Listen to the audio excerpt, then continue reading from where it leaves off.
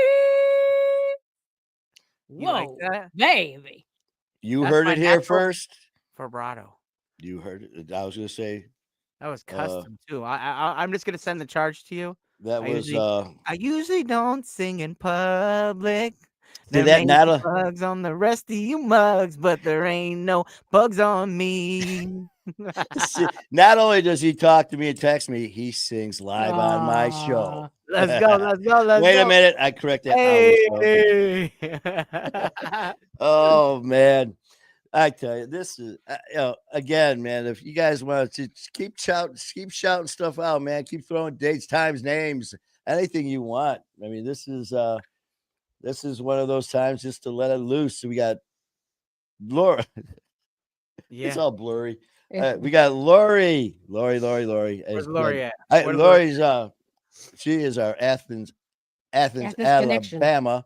So You know, because I'll of her, be in I got Athens, Georgia coming up. Athens, Georgia. Athens, Georgia. Oh, that's another thing I Alabama. wanted to say is Yeah. when we did our first show when you were on, and we just hit it off, and we were talking about just all these things, and it's Yeah. like, wouldn't it be cool? I mean, the way we are doing these shows, live through social media, because actually there was a few people that said they were asking if we were going to be somewhere together live where they could meet us, and I can't remember who it was, and then we were like, man, that'd be cool if we would meet somewhere at your show or whatever and do like meet and greets, and we just threw it out there. Here it is, what, 4 months later, or About since 4 you've been months. on or something like that. Yeah. And here we are, got like 2 or 3 different places that we're flying to. We've been flying to different places, doing lives in the airports. Mm-hmm. And it's like that, man. It's just like, It's gonna be it's crazy, bro. It's just like meant to It's gonna be be. a great year. Oh man. And just like you said, and it's not like busting your ass to make it happen. It just happens because it was supposed to happen. Here we were just talking about how great it'd be to meet these people and the families and the friends of all of ours at a meet and greet. And now we're doing it. It's just like in 4 months, everything just went just meant to be. When things happen, man, and that's why you just got to be grateful. Sometimes, like, it's an exhausting journey, but it's so worth it. Especially like when you pave your own way and like you work for yourself and you're a boss and like, it's cool to call your own shots. It takes a lot of work and it's hard work, but it's definitely worth it. Oh man, and I've never had anything like this. I've never had anything where I was in charge. And man, talk about this shit. It's just like every decision is right or wrong. It's mine to take. I mean, if I make this decision, because in the beginning there was some people that tried to get involved to have me do things differently, and in the past I just would have said, well, I'm probably shit faced right now, so your way's probably better anyway, so okay. Well, now all of a sudden with the new me, sober me, and all of a sudden 3 years after that, when I started this, I had this vision, man, and some of the people that were really close to me that were trying to like take over, and I was just like, "What the fuck are you talking to, man? This ain't the old drunk dude from years ago. This is my vision, my dream. This is my family that I created. I've never in my life been able to say anything like this. That logo, I don't know anything about graphics. I made the logo. I went to a printer, came up with the design, all that stuff. I not a clue, what I'm doing, but I just did it because it was time to do it, and You here felt we it in are. your bones, and that's what I did, man. It was just like I can only imagine, just like when you get something in your head that clicks with your music, and it's just instead of trying to write it, it writes for you. It's like your pen, it takes over your pen. There's times it does happen like that. I have to shift through a lot of shit to get gold. You know what I'm saying?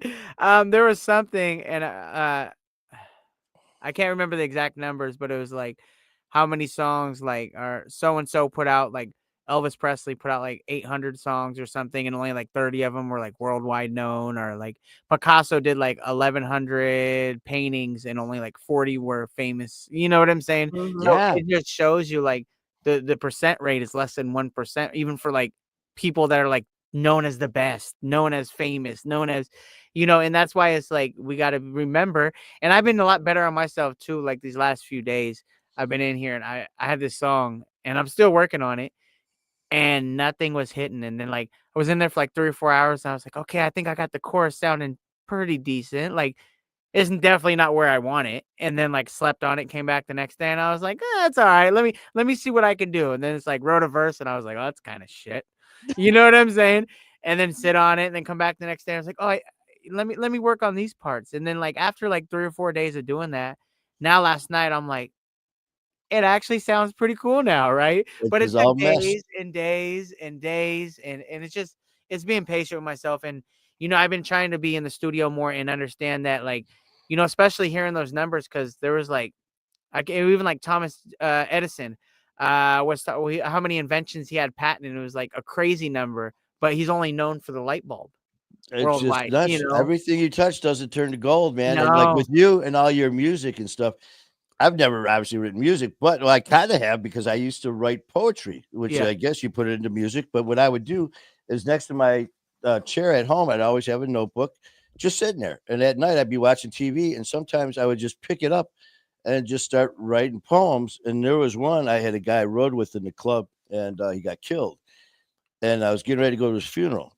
And for years prior to that, I was writing just little poetry and stuff like that. And sometimes it take days or whatever. This one, it was like an hour before the funeral. I'm sitting there and I was just thinking about him. And it was about at least almost a full page. And I wrote, it was called, I just titled, I put The Final Ride. yeah. And I just started writing, and it was one of those where I started to write and my pen never left the paper. And it was like within 20 minutes. And I was sitting there, and the person who was with me, she's like, we got to go to the funeral. And I turned it around, I handed it to her. She goes, when did you do this? Where did I go? I just did. I mean, 20 minutes. And then there were other ones, like you said, where I wanted to do that I was thinking about. Man, it was like an X, an arrow, a line, an X. It was like, it looked like I was playing hangman. Sometimes it just comes out. Like the best example for me on that one was Heartbeat. Like I wrote that so fast. I'm such a private person. I don't write in front of Kayla. Kayla doesn't write in front of me. Like we don't record in front of each other most of the time. Like just because we're very private, we like to like get something done and then show, right? And it's funny because like Heartbeat, that came out like 20 minutes. Boom, boom, knocked it out super fast. It was like one of the very, very, I don't want to say the only times I've done that with Kayla, but one of the very rare exceptions. And we've done albums together and like multiple songs, tons of songs, but that song right there just came and I was like, and it's crazy because that's like everybody's favorite song years after years. Like that. And it's just like one of everybody. those. Yeah, I've had like 5, 6 people. I think we did the count last night. I think we got 5 people that I know of that played that at their funerals. They're coming down. We've been booked to perform that at people's, or not funeral. I'm so sorry. Wedding. Wedding, funeral, same thing. Yes. Yeah. Your life's over. They're all leading you to your death, right? So check it out. So we've even like performed it. I think 3 different weddings, right? But people love it, and that song came so easy. Everybody's like, play Heartbeat every show, and I'm like, it's one of those. It was just meant to be, man. It's just what it is. We tried making other stuff like that, and we will, but it was kind of like forced. You know what I'm saying? Trying to do something like that again, and it just doesn't hit the same as something that just came so natural. That was just like, okay, here it's done. Let me get. Now it's done. Everybody's like, we love it, and I'm like, well, now what are you gonna do? Let's go. That was so easy. Like it just came. And it's just like, why don't we do that all the time? I wish we could. Sometime magic just happens and lightning in a bottle, and it's just like, fuck. I wish I could. Like the energy that came out that day for that song was, I don't know how it happened. It was so effortlessly, the way we handled it, and it made it work. So you got a first time viewer, by the way. Where was? Yeah, I seen that. Where was Nichols? That one? Yeah, well, I can't. I was like, I can't see out of my eye. Who can read that? Okay. You think it's Nicholas or Nichols? Yeah, Stephanie. Stephanie was writing about her brother Gabe Nichols, who's joining us for the first time tonight.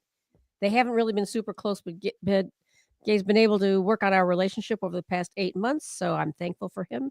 And our sister have allowed me back in their lives. Well, that's good to actually patch up if you can. If you can build those bridges, you've got a couple that you couldn't build back, right? Stephanie, that's what that's what we want to hear, man. Stuff like that. Because we had another one, Tyler. Wasn't it Tyler? His daughter Wasn't it Tyler? Well, Tyler's on. Maybe Well, no, wasn't his daughter Kristen or something like that? That one time they were talking about came back into their have a good relationship now. So love that shit, man. Yeah. Hey, I see Gabe right there. And Gabe, is it Nichols or? There's Gabe Nichols. Yeah, Nichols. Okay. And let me be right for once. Wow, you're gonna be fun to hang out with at the cabin, huh? We gotta get Calico. We got Calico you have no here. idea. If you guys know, Calico is the producer and runs Pine Case. Where'd she go?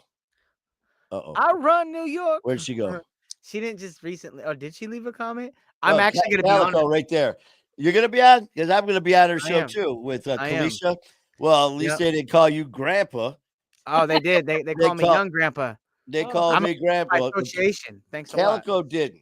Calico, she reeled it in quick, man, because Tyler was on Kalisha's show on Pine Case, and they were going back and forth, and Kalisha asked Tyler about how he got into MMA, and he actually threw me a bone and said, well, I was on this show with this dude, Manny Vitale, she goes, oh, yeah, my fighter war with Wolfpack, Manny's good friends with our show, and then Kalisha follows it up with, yeah, he's like the grandpa, but then she was like, realized what she said. She goes, he's like the grandpa, but he's a good looking dude.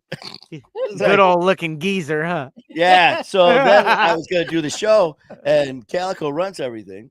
And so she sends over the stuff, and I'm giving her the information. I go, yeah. And at the end, I put, Grandpa, huh?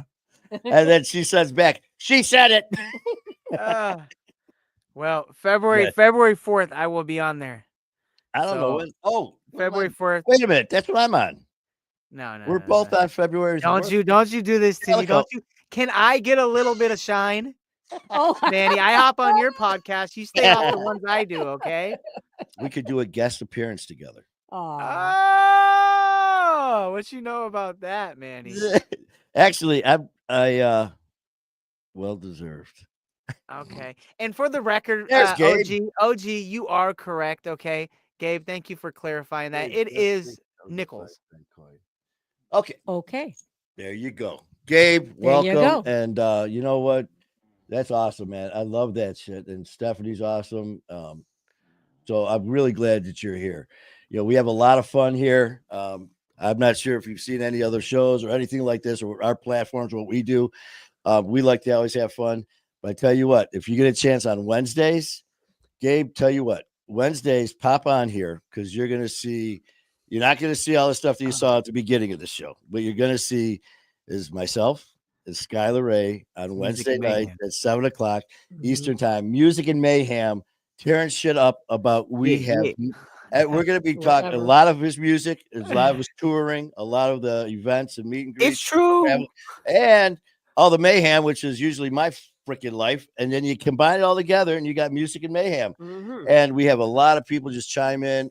Everything that we want to do, though, please, is interaction. But look at that. Seeing stuff. Are you? He's over here trying to catch the gnats. Okay. He's evil. Skylar. Yeah. Skylar, Danny wants to get a close-up of your beanie. Can you get closer to your camera? I was wondering if he's talking about this beanie. This beanie. Why does he want to see my beanie? Oh, you know what? I am so far behind on here. I'm answering stuff from like an hour ago. Well. Oh shit. I'm like, where do you see that? Oh man, he's not even up to date. Oh, I'm at Stephanie's. Somebody better call the fire marshal. Look at this. He's working in a handicap situation today. I'm using my. Oh, I'm like, I don't see any of these. I'll do what I can to make. Oh, here we go. All right, I'll do what I can to make sure I'm there. All right, every Wednesday, 7. Hey, thank you, Gabe. We are. When you're entertainers like we are, we have a very strict schedule, which means 7 p.m. ish. You think that's true? Ish. I mean, every time the first show me and Skylar did together was supposed to start at 7:00. That is a lot of times if I get a first-time guest on, or if I'm a first-time guest, we'll go in the green room maybe 15 minutes, half hour, wherever before the show goes live, so we can chit-chat and get to know each other, comments, concerns about the show, whatever, especially if you don't know the person. Me and Skylar never talked before the show started. So at 6:30, We clicked on. The show starts right at 7. Supposed to be. We start chit chatting as soon as we both went live, or as soon as we started to talk before going live. It was like, "Hey, I'm Skylar," and it was nonstop. And all of a sudden, I hear OG from the side. She's like, "You guys, it's 7:05. Are you going to go live?" We just talked for 35 minutes and just lit it up. Easy peasy. And it was just like shit. So yeah, so our time slots, if it's supposed to be 7, there's times where me and Chad Valliere did a show on Saturday just out of the blue, and we talked for like 25 minutes, and we're going back and forth. And I look up, I'm like, that's supposed to be red. I go, Chad, I never hit live. No. Little John. What? No. He's like, what? OG doesn't know Little John. No. What? What? You don't, OG, you don't know Little John? No, it's before my time. To the windows, to the wall. Oh, that. Okay, that song drops down my. yeah. You know what I'm talking about? Yeah, I know. Okay. Yeah. Oh, wait a minute. Let's see. That's Little John. You got Little John. You got the East Side Boys, what you usually with them. Enough live streams. From other content creators, most things start right at the scheduled time. Yeah. No. Oh, well, that's just it. We're not most. We're not most. We are say they unique. don't start right at the time. We don't. No, he's saying most don't. That's us. Yeah. Most don't. Oh, well, yeah, that's what I thought it said through this eye. But this eye said, I got 2 different eyes, which everyone does, I guess. You know what? Manny's over there struggling. 59, bro. We should have had you book the cabin and got that discount, huh? I could have brought my. Oh, that's what I told Calico. Hey, we I gotta bring my ARP card. Hey, we would have sent a picture of you, and they'd be like, "Oh, that's cute. Is that the ID for your dog to check in?" And I would be like, "Whoa, you're not gonna disrespect the homeboy like this." Don't be disrespecting Grandpa, man. Hey, I'm excited. So check it out. So I'm excited. I will get you Cakes' favorite treats. And I will make sure that you give them to her. So that way you have treats. That way you have a little toy for her. Everything like that. What's just her so favorite? She's comfy with you. What's the favorite treats that like the milk bones or the? No, she don't do those dry ass. She don't do no dry ass milk bones. Are you kidding me? This is pound cake. She don't want no crumble cookies stuck in her throat. My name's Pound Cake. My tongue's down to here. Give me a fucking T-bone. Yeah, she wants something real. No, she gets we get these little special treats for her. She has all types. She has like jerky and stuff like that. She always eats. But we get this special treat, and I'll make sure that you give it to her just so she's like comfy and excited and loves you. Because when we met with Coach did that, and she was all over Coach. It was it for like the whole entire trip, because like she's a good girl, but like she don't like everybody. You know what I'm saying? And like it's not that like she's gonna be mean, but it's just like she'll just like kind of snuff you like, you know what I'm saying? Oh, unless she likes you, so we'll make sure she likes you. Yeah, well, that's just like Susie. She's all cute and fuzzy and shit until she's not. Yeah, absolutely. Gabe says you are not alone with your eyesight. He has bad eyesight too. Without his glasses, he'd be legally blind. Well, I had that lens replacement done about 6 years ago, and so I didn't have to wear glasses or contacts or anything. But because of the shooting, stabbing, and all the headshots and all the hits I took, I had a lot of damage to my retinas and a lot of hemorrhaging behind my eyes. So usually the test to see if you're a candidate for the vision replacement takes like 6-10 minutes of that. I was in there an hour and a half, and they're like, "What the hell happened to you?" They go, "Well, you were like a serious car accident." I'm like, over and over. And they go, "Well, your left eye's trash, so you might develop these floaters in this film that we have to go in periodically and zap." And it was like overnight, man. I got, but I couldn't see out of my eye. And it's been a month and a half, almost a little over a month. So I go this Friday, and they're going to zap it so I can. Cakes is wild. Did you hear that? Did you see that? Oh, wait a minute. We got 2. That's the first one. It says Mini duck jerky. Her dog's name is Minnie, so Minnie. Oh, she likes a duck jerky. Okay, we got duck jerky, and yours is Cakes is wild. Wow, that's the name. Did you? No. Did you see that video I sent you of Cakes with her monkey? Yeah, let's just say Cakes was happy. Cakes is always happy. Hey, she is a wild girl. She looked like she was waiting for dollar bills. I mean, Hey, she was she is riding that pillow like a insane. bull. I Hey, mean, she does. She does. she's like, I mean, she would go at that. Then she even did the look over her shoulder. Did you play with the sound up? You got to play with the sound. Yeah. Well, the first one, I didn't have the sound the first time, and I was still laughing. And then I hit it, and I was like, "Get out of here!" I mean, Snorting and shit. Oh, for those of you who don't know, I'm not going to show it, but I don't want to get banned again. No, we will not be allowed back on here. We will not stream your. Outcake was having fun. Let's see. So, Manny. Manny, what? Wait, I saw Manny. Where'd she go? My girl said she don't like Grandpa, but you are. But you are hot. My girl. Manny. Don't get in trouble. I still love it though with Calico. That was so damn funny with Calico. She's just like, she said it. I didn't say it. She said and then she even said in her next comment, she's like, I threw it right under the bus. Calico. Yeah, I'm excited for doing that podcast. That would be a lot of fun. She's she I tell you what, she's been doing a lot of great stuff. But it's so funny, man. She uses these big ass words that little newbies like me, because Calico sends over to OG like what I need or just they need from me before the show. She's like, you need your EPK C1042-7 form. And I'm like, I sent mine in. Well, and I went, no problem. The fuck is that? And then she's like, well, your bio, your press clippings. I'm like, my what? Yeah. EPK, electronic press kit. Man, well, so I came up with one. Me and OG. After we got done, I was like, man, shit. Sound pretty accomplished. Pretty good. Huh? Yeah. It's like, he went from here to here. I go, pretty soon. No wonder I did so good telling your story about the producer that had Rihanna and then M.F.O.W. and then you guys and then we got married. Yeah, then you got engaged. Absolutely. Oh, you do man. tell Hollywood stories. I do. I could stand 3 feet away from that eye chart at the doctor's, and that big E is still blurry. Oh man. Let's see what else we got going on here. Mike said he's blind too. Why is everybody here blind? You got Mike saying I do as well, and a serious light sensitivity.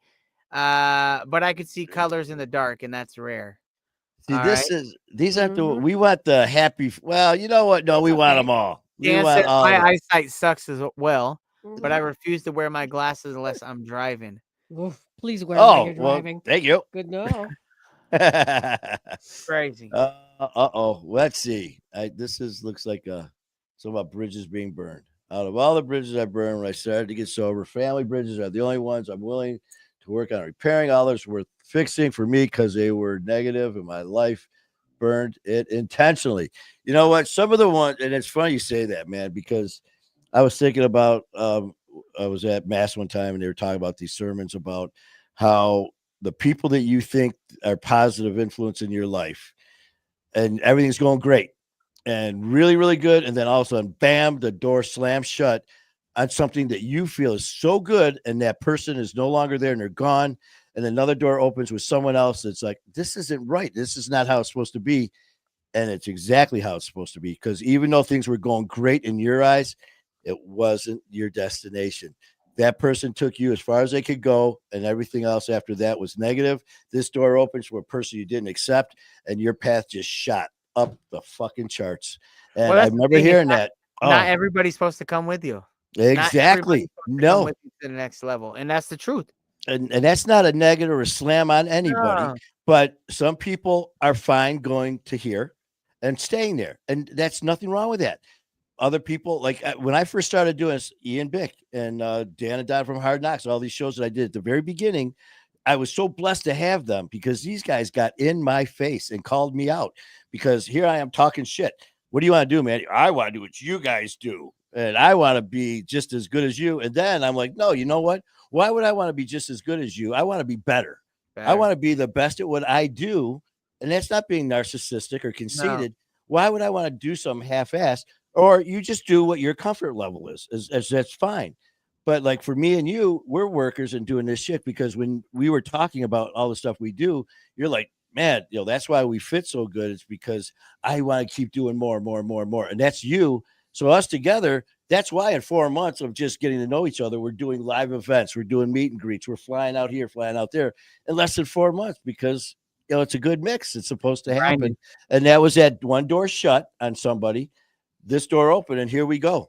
That's how it goes. Yeah, I mean, that was good, Skylar. Damn, you got me all philosophical. Hey, That's a rapid word, philosophical. How I'm many syllables? I'm a philosophator. I'm a philosophator. Well, I would have to be able to pronounce I can't that do word it in before I public. do it. So So sometimes you got to use both hands. So yeah, philosophator. wow. There's no OG's like, is that little John again? What? Get yourself knocked off the station. Oh, then we were trying to be cool, we're not rappers, entertainers, so we can't be cool, man. We tried to do the old King Handsome with the whoa, and how he does it. He's always so whoa, whoa, and here's me. I'm like, whoa. I go, wait a minute, that sounded like Fonzie on Happy. Even Sunshine. WOOH. Yeah, mine turned into a whoa instead of whoa. Yeah, Whoa. Yeah, that. And then, did you see his last live he did today when he was sitting in the car with that hair? Man, he's sitting there, he looks over and he's going like this. All of a sudden, he just goes, whoa. And it's just so fucking cool. And I'm like, watch this. Whoa. I go, man, it sounds like Fonzie on Happy Days. Hey. But man, hey, when you got it, you got it, and you guys got it. I'm the setup delivery guy, the announcers and all that stuff, and you guys, take the main stage. So I'll announce you when we go to our meet and greets. You taking the main stage in your own platform as well, There you go. So you doing your thing. I can't remember where it was. I said I think it was Sunshine for Vancouver when they were talking about the sit downs and the meet and greets and all that shit. Yeah. I go, you better have us sitting right next to Skylar if I'm even part of it, or whatever it is. But that's all right. I'll be your. You'll be there. You'll be there. I'll be there to carry the boxes for you, maybe with one arm. We are gonna need that. No. Yeah, OG could be over there. She could be making sounds. She'll be like OG in the house. OG. I can't. What? Oh, wait a minute. I can't pick a favorite song from you, Skylar. Oh, you are definitely in the old comments. We popped that on an hour ago. But you're good. You're good. Yes, Manny's over here just struggling. Okay. Look it up. Now we got everyone chiming in doing the whoa. Yeah. We got Danny. We got Mike. We got Mike again. We got Love King. Yeah, he has. I think he's busy. He's doing some more shows and he's got stuff going on. He's doing some work with another doing live artist. or something. He's talking about going live today. Yep. Somewhere. I think he might have already went live, if I'm not mistaken. Yeah, I can't remember. Was AC? He's always live too. Yeah, AC's my buddy. He's. Is that who you? Chicago. He'll be coming and you'll meet him. That was okay because I saw you guys had something. Yeah, that's my other boy. Yeah, it's funny because I had a friend who hit me up, and they're like, if the show in New York doesn't work, do you want to come out and like watch horse races and bet on the horses and stuff up in New York?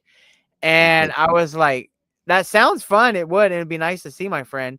But I was like, I'm not sure what my schedule is because like you're flying in from Detroit. We got AC flying in from Indiana, where he lives right now. We got Woe coming from Rhode Island. I might be going down to, if we haven't yet, meet my buddy halfway through. He lives in Ohio halfway through to shoot a video. I know Coach wants to do some days on the boat and spend some days with me. I know we're going to be in your podcast filming and all this stuff. Like, I know I'm in Connecticut for a week, but days go so fast. So is this all the time when we're there that this all happen? Or I'm going to get a schedule together. Because you're going to be there the 24th or 25th, I think. 24th. Yeah, we get there the 26th. And then 27th. The 27th. And then we leave the 31st to go to Detroit, then back to Oregon. And that's what we're doing, too. Oh, okay. Yeah. Oh, that's right. That's right. Because remember what he said? He goes, I got to talk to my people to see. And then I responded with, oh, hold on. I got to check with my people.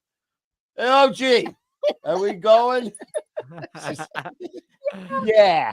It's gonna be a lot of fun. It's gonna be a lot of fun. And yes, Michael, I will be heading to New Milford, Connecticut, August 24th, 4th, and I will be there till the 31st. So we will be doing that. That's for sure. Oh, okay. That was the one I saw for Stephanie. She said something about posted this earlier in the show. But listen, you and Gunner share the awesome name, but I've come to realize I love the what? Where'd it go? Oh, right I here, lo- right here, right here. I got you. I got you. I love the rawness of your story, so I'm officially giving you the shared nickname of Sam. Hey, oh, that's right, because Stephanie got her nickname when she was on the show. Check this out, Skylar. She, you know how some people like Tyler, he said he's allergic to Xanax because he breaks out in handcuffs. Hey, that's a true thing. That's a real thing. Well, Stephanie said that she's allergic to crack because she turns into a savage, and she didn't like that because when she got clean, someone made a comment and called her savage, and she didn't like that because she got very angry, ugly, and stuff, mean when she was doing that, and that's what they would call her that. So she took that content that way, and I go, bullshit. That is you. You are savage, but now you got it on this positive swing where you attack addiction as a savage. You attack all these negative things as a savage. So no, you are the savage. You are Stephanie the Savage Rose, mother of Gunner. Let's go, Stephanie. Yeah, absolutely. We got Michael. He was gonna ask if Manny is joining Skylar. Yes, Manny will be there. King Handsome will be there. AC2 Cole will be there. We will be there as a whole squad. We will be having lots of fun in New Milford, Connecticut. So make sure you make it, Michael. I don't even know why I'm saying that. You show up every single year, so I appreciate you. I've seen Gabe. He says, "Do you have a posted schedule for your meet and greets?" And OG, I saw you reply as well. I appreciate you. Well, I just said that you do have like 100 this year or something with your we're doing a lot. Yeah, absolutely. And we will be posting tour schedule soon. It will probably be official around April. There's a lot of last minute bookings, and some things may get added on. Dates shouldn't change, but dates should be added on as we go. A lot of bookings happen in the middle of tour. People are like, oh, come out here. Like, there's this event popping up. Come over here. So, things do get added on, but I will post it. I'm going to go ahead. So I'm going to leave a comment. It's going to pop up under Manny's. And the thing is, too, for like all the meet and greets that you're talking about for us, actually they're his, but the ones that I'm going to be at too are ours, but he's got like hundreds and I've got like 5. So I'm telling everyone all of my meet and greets as well, because I'm just adding mine on to his events that he's already doing that I'm inviting myself to. Absolutely. So I'm going to be sitting at the table next to their table, and so people walk up to be like, I recognize that guy, kinda. So that way I could kind of start my own little propaganda bullshit. So let's go. So the meet and greets are. Hey, no, it'll be fun, bro. A lot of people want. Oh, it's gonna be a riot. It's gonna be a blast. And I see Manny already wrote down my website, so good job, Manny. I appreciate you filling that out. I popped you up there real quick. It's a good looking picture, by the way. Oh, look at that! That was my first interview with Ian Bick. But that's how you could find me, is official Skylar Ray, or if you want to find me on any music platform, things like that, you could just type in Skylar Ray, and you'll be able to find me on that as well. So, Gabe, I appreciate you. If you want to send me a message, I'll go ahead and follow you there, send you a friend request, things like that. So, and welcome to the family, by the way. I tell you, Gabe, you want some powerful, inspirational, strong, heartfelt, soul punching, ear just blessed music for your soul. Listen to Skylar Ray and Kayla. You want to hear something that is going to get you pumped up, jumping out of your seat. Listen to Skylar Ray and Kayla. You want to hear something that's going to grab you, hold you, and bring you to tears. Listen to Skylar Ray and Kayla. And I'm not just saying because he's my brother, man. I've listened to his music like everyone else around here. And I'm Gabe. You will not be sorry. I mean, that's why I'm inviting myself, and I am also doing meet and greets. Hey, it will be fun. It will be fun, bro. Hey, what's this comment right here you left? Skylar is so much. Don't talk like that. Oh, man. You know what? Know you're Wait a minute. Well. I gotta jump on here because that right there is our producer who has control over my that station on YouTube. So Manny Vitale, that is Matt Cronin, who's got control. That's me, baby. That's you doing that? I'm writing the comments. or is that Matt? Because That's me, Matt's that's doing the me. same Oh, thing. okay. Oh, okay. So I can't even blame Matt. Don't blame Matt. That's me. Right Watch now, this. Matt's gonna pop on here with another one just like that of me going, wait a minute. No, I'm Manny Vitale. Hey, let's Hey, man. go. Manny, this is Manny thinks it's Matt. Right now, Matt's gonna say it is Matt. No, so there's a cool function on the side over here where you see all the comments. Since we're logged in as My Fight or War or whatever, it doesn't. It's not access to my platform. So I was responding to comments. Oh, you know what? On my website. I thought you were still able to. You know how usually I'd go right down the line and punch all of our names. Yeah, well, I jumped on yours. And Oh, we you had know what? yours That's live. right. Because this is on Wednesdays I do that. It's not Yes. What he's talking about. What I'm learning is when we have our setups before the show starts, it'll say like Facebook, Manny, Skyler. That'll say YouTube. That all the different pages. There's like I think 7 or 8, and we just click them all right down, and they're all hit. So that okay. I'm sorry, I screwed that one up. I know worries, no worries. That's on me, man. I was like, why is this not working? I didn't even think about that. I go, it's Wednesday. No, it's Monday. It's Monday. Hey, fair enough. Fair enough. What happens when you got the younger generation on your show? I will edit and put anything I want. There you go. Yeah. And then, like I said, we got people doing the let's go. We got people doing the whoa. Yeah. Take care of that shoulder anytime you're. Man, just make sure you are taking care of that. I tell you, you ain't kidding, man. I mean, I was talking back to the kind of serious shit with the shoulder and the body. I was thinking about this stuff instead of just reacting when something would happen to me and flying off the handle and just being an asshole. Like today, I got my rage out because we're all human, man. We get angry with our emotions. So when this happened, I was very upset. But I was talking to OG before we went live. In the last, like I said, 15 months, I've had 9 surgeries in 15 months. And we're talking 2 of them were 7 hours each, back surgery with plates and screws and plates. 2 of them were 6 hours between the 2, putting anchors in my elbow. And every time I'd start to rehab, they'd say, you got to give it 6 weeks. And I'd go back a lot sooner and I'd start rehab, but I'd start doing within reason. But all my other injuries from over these years would start coming up and start kicking my ass. And I'd still be pushing through them. And then all of a sudden another injury would happen and it would almost force me to stop. And this one here literally is kicked me on my ass because I'm not going to be able to do my normal routine for at least 3 months now, at least. And I told her, I said, you know what? This is actually a good thing because my poor body over the last 35 years of abuse from hockey, from working with police, EMS, the motorcycle club, the fights, the wrestling matches, the wrestling when I was doing wrestling. Yeah, that's another story. But playing hockey for 20 some years and just all the violence and shit of broken bones and all that. My body's just never had a chance to heal. And this is the big man upstairs saying, okay, you know what? You're not going to listen to me and back off for listening. Sit your ass down. And it's like, I thought about that. It's like, you know what? Yeah, looking at things just differently and calmly and rationally, it's like, man, there is something to this sober shit. I mean, hey, sometimes you got to pace, and we don't allow our bodies to. So it's I mean, just like you, man, you're cranking it up now. Now here I'm down for a few months, and you're tearing it up, working out 2, 3, 4 hours a day, losing 10, 15, 20 pounds. Getting it. That's awesome, brother. Thank you, man. Is time for us to show up. Slow up a bit. Yeah, Michael, you ain't kidding. I'm 59. I'm not getting any younger, but I will never stop. And you know, and also I almost forgot about this. There were a lot of people that were coming on talking, you know, like they found out about the injuries today.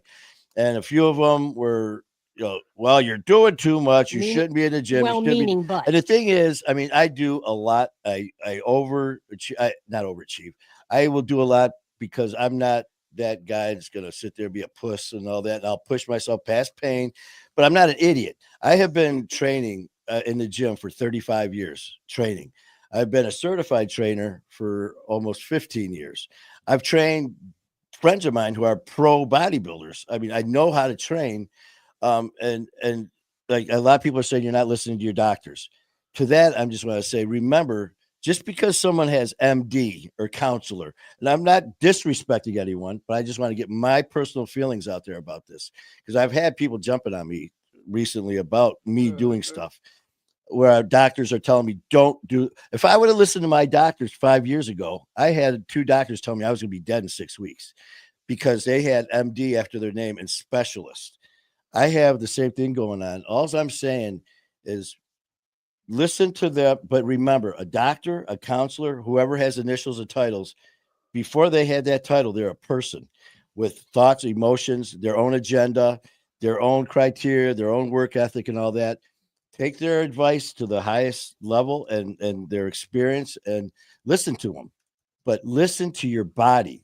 Do what you think you can do.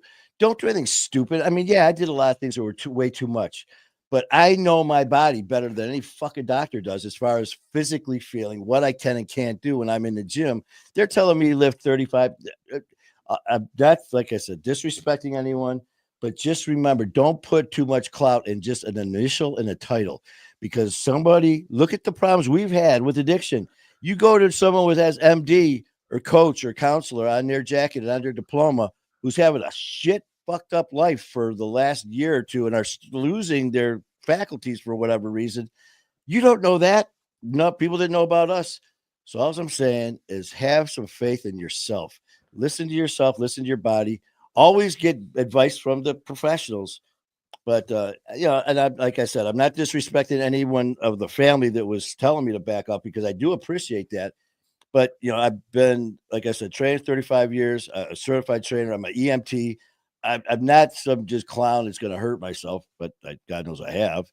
But just really have faith in ourselves, because look at what our own accomplishments and belief in our own faith and strength and beliefs and all that has turned our lives around in sobriety and recovery. So let's use all of the equipment that we have in front of us, all the tools we can use. But don't forget to use your own mind and your own judgment. Is this really the best for me? Or should I try maybe something else in that same area that might be better for me? That's all I'm saying. Okay. Rant over. That's the mayhem, baby. That's the mayhem. I don't even know where that came from. He loving it. He loving it, OG. I know. Oh, she's giving me some. She's trying to do producer stuff. Hey, I'm worried it's about all his good. voice. Oh, okay. She's giving me signals like flip me off and like thumbs up. I thought she was picking her nose back there. She was the one time. It was so funny, man. She ended up doing the freaking chicken dance and the reason that happened is we were trying to count my surgeries. Like, okay, wait a minute. So she's in the kitchen standing there, and I go, okay, wait a minute. I had elbow twice. So she goes like this with her elbows. And I go, my back. And then she shakes her back. And I go, my hip. She shook her leg. And then I go, oh, my hands. And she goes like this. And I looked at it. I go, you just did the fucking chicken dance by describing my surgeries. Mm-hmm. So, that's crazy. I don't know. Hey, man. But you know what, brother? I mean, I just realized 2.5 hours we've been going. You know what? I appreciate you guys, Michael, Gabe, Stephanie. Some people lasted a long all time of here. You that are here. God bless you. Thank you, man. And I know we lost some people like an hour. We just want to say thank you. Yeah, but to whoever is still here, we're gonna wind this down, man. And first and foremost, a huge thank you to each and every person at My Fight or War, and all the extended families, to We Do Recover, to my brother Skylar and Kayla and Pound Cake, for all of you guys who your positive thoughts, prayers, for being part of our family, and not only here but with us on Wednesdays, on Tuesdays, on Fridays, and you know what, all the in betweens. Thank you. You guys are just incredible. And this is grateful. Oh man, and yeah, I love you, and this was a great day. Let's bring wait a minute here. We got Pop OG back on before we leave. Okay. There she is. OG. Babies. Yeah. But I really do, man. Skylar, you made the night. I really appreciate everything. And I got you, bro. Family. This this is a hell of a ride, and I definitely wouldn't want to do it with anyone else. And you're awesome. And we're gonna have a hell of a future together. Absolutely, it's gonna be a blast. I'm excited for it, man. All right. Well, Stacy and Michael and everybody, God bless you guys, Gabe, Steph, everybody. Love you. Thank you for sharing your time with me and hearing the story for us at My Fight Our Word, my brother Skylar, OG, Pound Cake, Susie, all of you. And we will be talking soon. And I love you guys and you mean the world to me. So until then, you guys take care and keep fighting a good fight. Keep fighting the good fight.